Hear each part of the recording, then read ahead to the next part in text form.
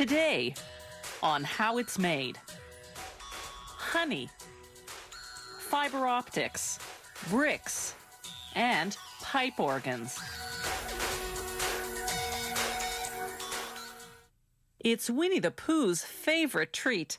It's sweet and sticky, and it's all produced by an industrious and intelligent insect whose miniature society is one of the most sophisticated in the animal kingdom. It all begins in a field where worker honeybees suck nectar from flower blossoms such as clover. They store it in their honey sac, then return to the hive where other worker bees suck it out and chew it, breaking down the nectar's complex sugars into two simple sugars called glucose and fructose. The bees then deposit the nectar into the cells of the wax honeycombs they've built. They fan it with their wings until most of its water content evaporates in the warm air of the beehive. What's left is thick and gooey honey. The bees then cap each honey-filled cell with beeswax. That's when the beekeeper steps in. Bees will sting if taken by surprise, so the beekeeper sprays the hive with smoke from burning pine needles, a scented warning that foreigners are about to enter the hive. Inside the hive are wooden frames hanging side by side, each holding a honeycomb. A hive can house hundreds of thousands of bees, all descendants of the prolific grand poobah of beedom, the queen bee. She's the big one in the middle. The queen bee lays up to 2,000 eggs a day, creating the workforce needed to feed and protect the colony. But the beekeeper tricks the colony's defenders. He replaces the hive's cover with a device called a bee escape, which smells like cherries.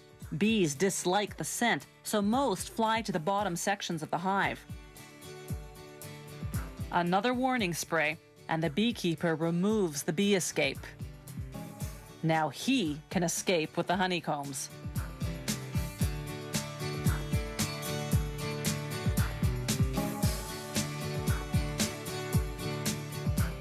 Inside the honey factory, they put the honeycomb frames on what's called an uncapping machine. Like a razor, it shaves the wax caps off the honey-filled cells of the combs. They scrape off the remnants manually. Then they set the frames on another machine called a honey extractor. It spins the honeycombs until all the honey is forced out of the cells. Afterwards, they filter the honey to remove any pieces of wax capping that slip through. Then, the honey is ready for bottling. Some beehives contain smaller frames designed to produce honey that isn't extracted from the honeycomb. Workers remove the frame and cut the honeycomb into pieces as is with a heated knife. That seals the wax around the honey inside.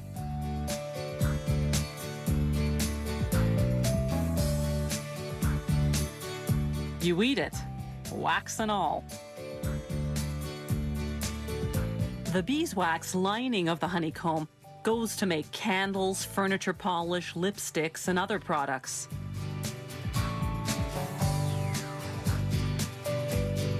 When producers have more liquid honey than they can sell, they simply let it granulate, develop sugar crystals, and turn hard and white. Then, when the orders come in, they return it to its original liquid form by heating it to 130 degrees Fahrenheit. They vacuum clean the jars.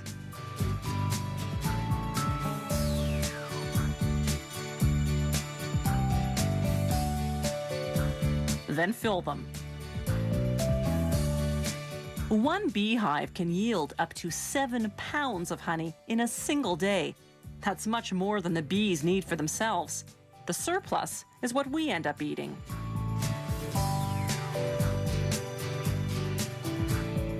Honey production today is both efficient and humane. For centuries, the only way to harvest honey from hives had been to kill the bees. Then, in 1851, an American beekeeper invented a way to get the honey, yet spare the bees. His method, with the removable honeycomb frames, is the one we still use today.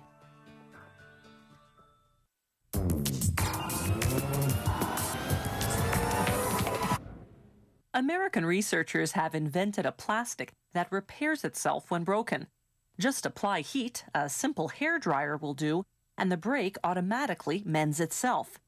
This could solve a long-time problem in electronics, because when components heat up and cool down, they weaken the plastic around them.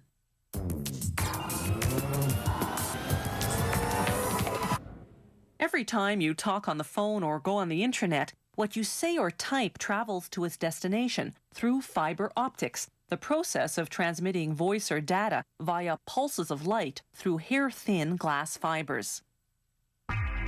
Those fibers start out as large glass tubes. First, workers unwrap the tubes.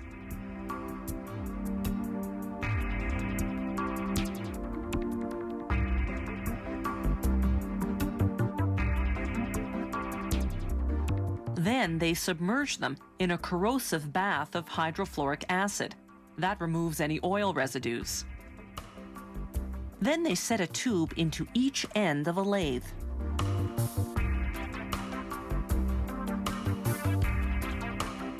As the tubes spin, they're heated with a hydrogen-oxygen flame. When the glass turns white, it's getting close to hitting peak temperature. At 2,000 degrees Celsius, the two tubes fuse together. They put this new longer tube onto another lathe.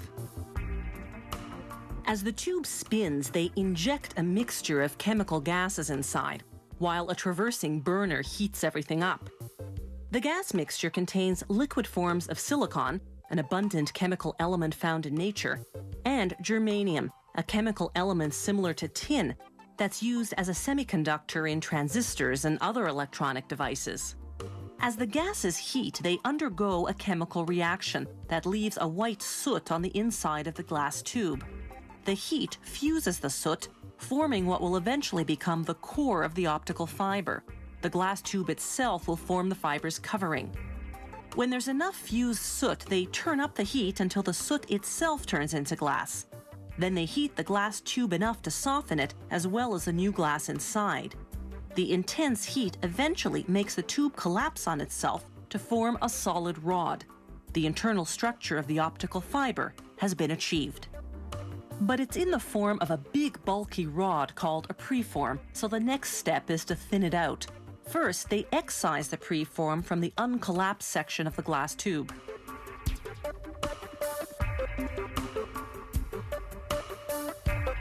Then they install it vertically into the drawing tower, which will draw out the final shape.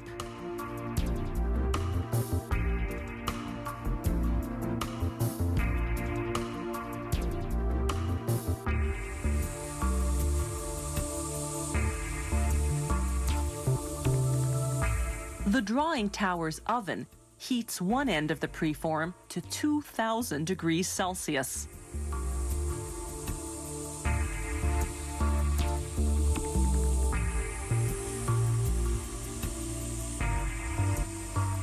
The glass softens.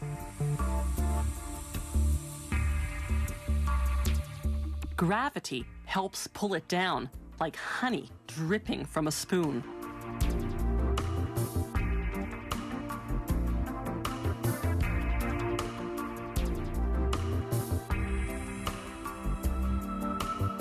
Then, using a glob of glass as a weight, they stretch the soft glass and keep stretching it until they formed a thin glass fiber.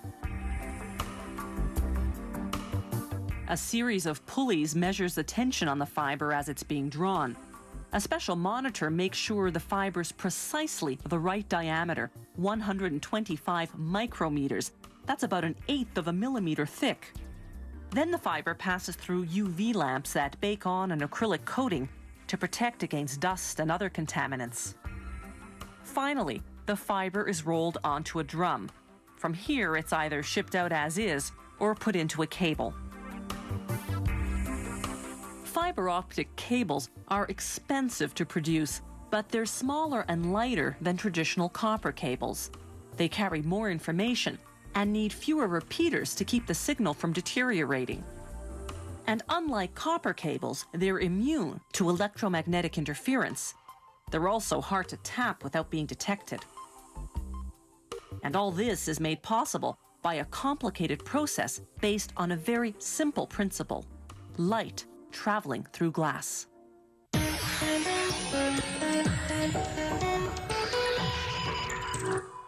Those three little pigs knew what they were doing when they built that brick house.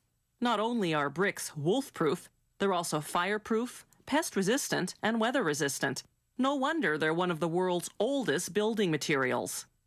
Bricks are often made of shale, a lightweight rock that splits easily into thin layers.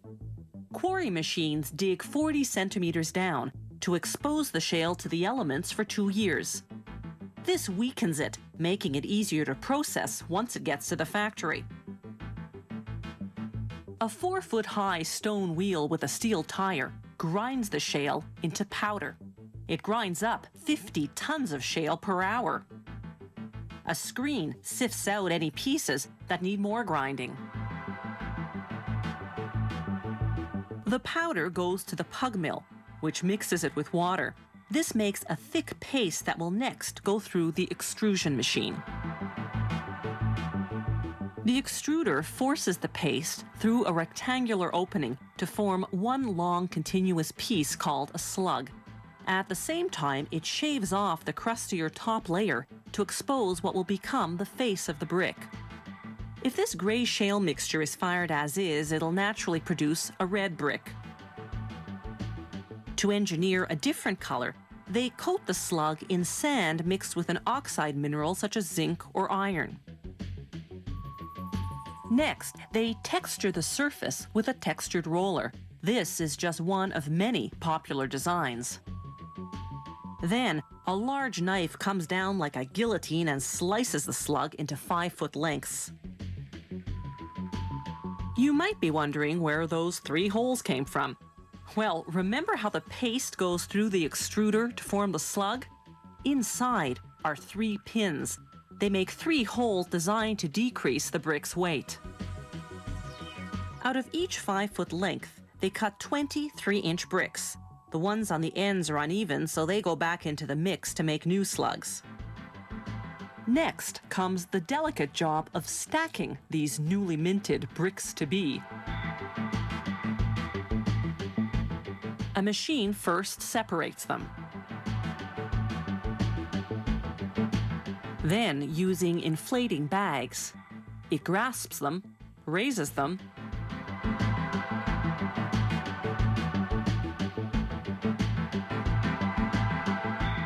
then stacks them. Meanwhile, the water in the bricks is starting to evaporate. To hasten that process, the bricks go into a dryer for 2 days. The dryer gets its hot air from the heat generated by the kiln, where the bricks go next for firing. The kiln is really a giant oven. It fires the bricks at 1,040 degrees Celsius. That's almost 2,000 degrees Fahrenheit.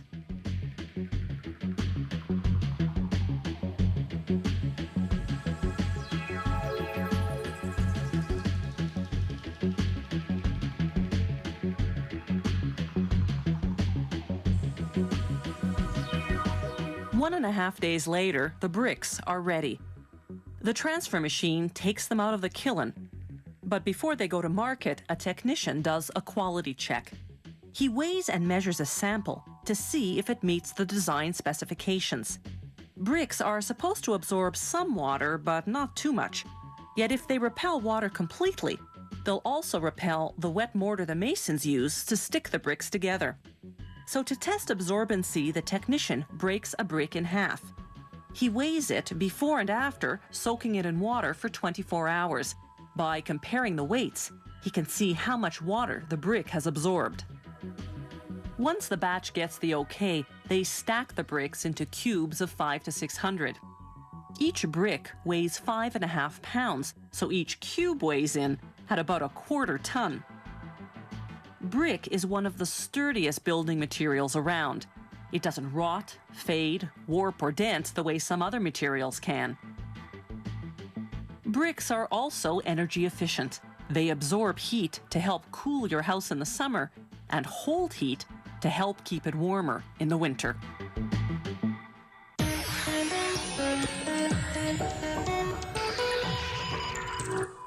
The music it makes is as complex as it is majestic. The pipe organ is one of the largest and most technically sophisticated instruments. Building one is an incredible feat of engineering and craftsmanship.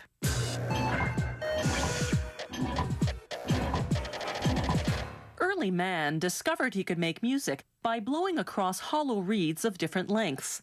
In ancient Egypt, an engineer devised what would later become the basic technology of the pipe organ, a steady airflow without mouth blowing, while controlling the air to each pipe to create different notes. By the Middle Ages, the pipe organ was a fixture in churches throughout Europe. Johann Sebastian Bach composed his greatest works for organ while working as the musical director of a church.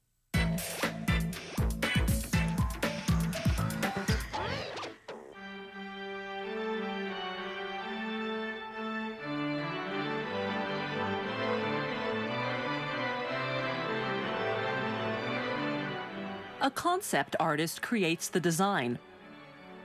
The design then goes to a draftsperson who prepares the technical drawings. The organ's pipes are made of a mixture of tin and lead.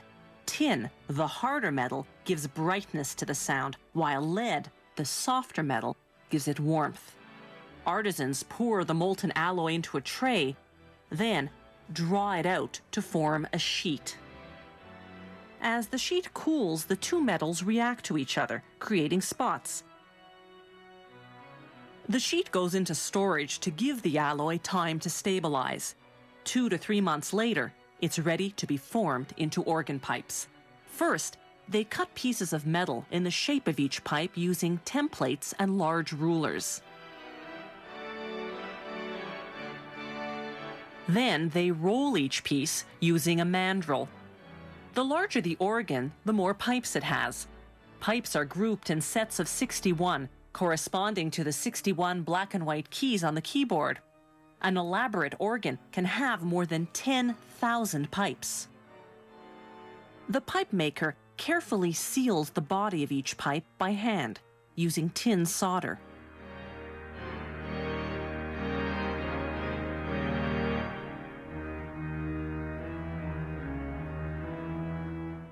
Next, he solders the body of the pipe to the foot and languid. The languid is the part that produces the pipe's sound. The process of giving a specific sound to each pipe is called voicing. This work is done by a trained musician called a voicer. He enlarges the mouth of the pipe, called the cut-up, until it's approximately a quarter of the width across. He adjusts the pipe some more, blowing air through it to judge how to further refine the tone. Next come the wind chests, also called the soundboards. These are the large wooden boxes filled with air on which the pipes stand. Under each pipe is an air channel covered by a valve. The valve is made of leather and sits on a wooden board. When the organist pushes a key on the keyboard, the corresponding valve drops down like a trapdoor, releasing air into the pipe to play the note.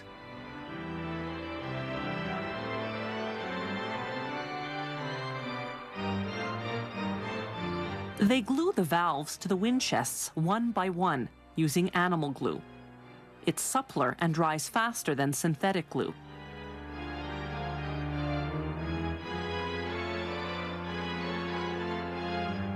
The valves are connected to the organ's keys mechanically by long tracks of cedar wood or by electrical wiring.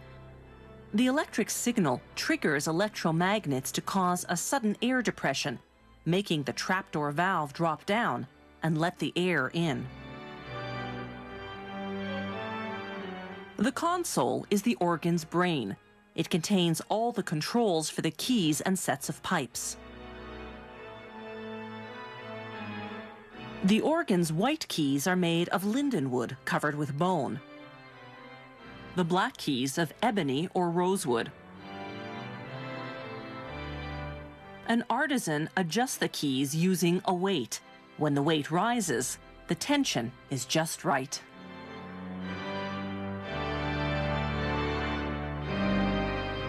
The console, keys, and all the other components are finally put together in the assembly room. After testing, they disassemble the organ and ship it to its destination, where it's reassembled. The voicers come on site to perform what's called tonal finishing. They check and adjust each pipe according to the acoustics of the room. This process can take many months for a large and elaborate organ. If you have any comments about the show, or if you'd like to suggest topics for future shows, drop us a line at www.howitismade.net.